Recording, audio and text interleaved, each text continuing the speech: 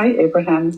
I was on holiday in Italy and I saw some cities, and one city, I watched some YouTube films before going there, and it looked really beautiful on YouTube. And when I was there, I saw quite a lot of things that I didn't like, garbage or some, attitude of the people, etc.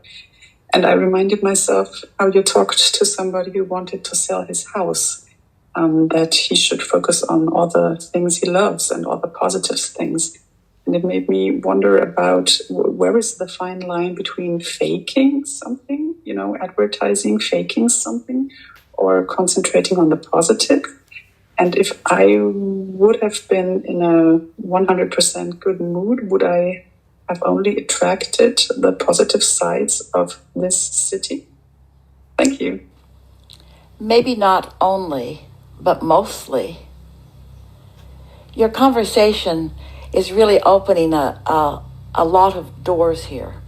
Let's take a minute.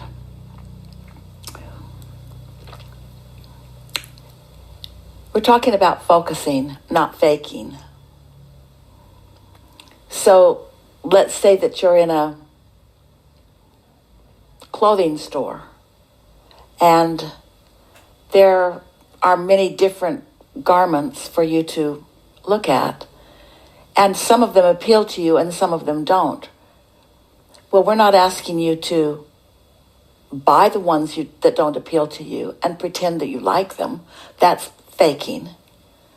What we're asking you to do is look for what feels good to you. Focus and faking are not the same thing. But we liked where your analogy, your story, your travels took us. Someone presented the very best of a place to you, so much so that it made you want to go there.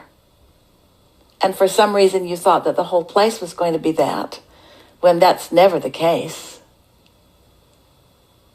We get what you mean. But what about this?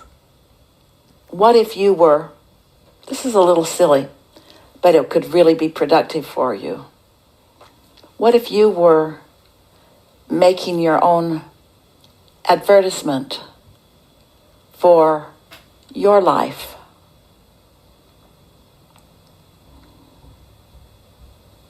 Our friend who talked to us a while ago about her family was giving her such a hard time, and she just decided she just wasn't going to be around them. So she just got mad at them and sort of stirred up a big feud between them, and it was easier to just not be with them. They all knew that everybody was mad at everybody, and so they just never got together.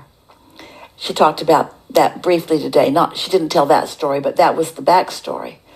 And then later, earlier than that, she was talking about some friends that she wasn't really getting along with that well, and we said, don't be around them. So let's take an analogy like that. What if she were to make an advertisement on her life with her family or her life with her friends? And what if she only pointed out the best of them? Not because she was trying to fake it and suck someone else into going to live with her family or to play with her friends. What if the reason for the documentary, the advertisement, not a documentary, not a well-balanced show all sides of it, the pros and the cons and the pluses and the minuses, but just the best and the best of the best of the best, the easy-to-find existing matches? What if you were to do that about your workplace or your current vehicle or your current relationship? What if the word fake applies, dishonest, you want to say that, pretend, that seems like it goes there. But what if instead of calling it faking or being dishonest or pretending or not being truthful, what if you instead were looking for the positive aspects because you were wanting to tune your point of attraction to more like that. Wow. Really? Not weigh the pros and the cons, but just look for what I'm wanting to see? Tell me again, Abraham, what's the advantage of that? You calibrate your point of attraction to that. If you choose one person, that relationship will get better. If you do it often, all of your relationships will get better. If you do it with money, more money will flow to you. If you do it with beauty, more beauty will flow to you. How often? Esther had the experience. For many years, she and Jerry drove around in what we named monster buses. They were 45 feet long Prevost buses, towing a car behind them. They crisscrossed the nation many, many times in those buses. And Esther noticed that on a 500-mile drive, she only saw one billboard, even though there were thousands of them through the day. And it was an advertisement of the restaurant that they were planning to eat at or the campground they were going to stay at. That's what her inner being sifted out from all of that which was possible for her to see in terms of billboards or advertisements. There are plenty of other things to see.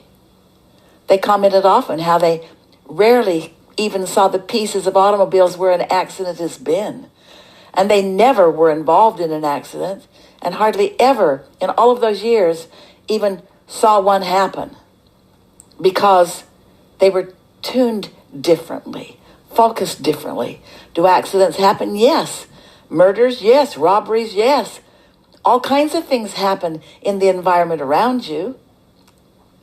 Make your advertisement for yourself one that brings to your point of attraction as you present yourself to the attraction now and the attraction now, the attraction now. That's how this works. Exactly how this works.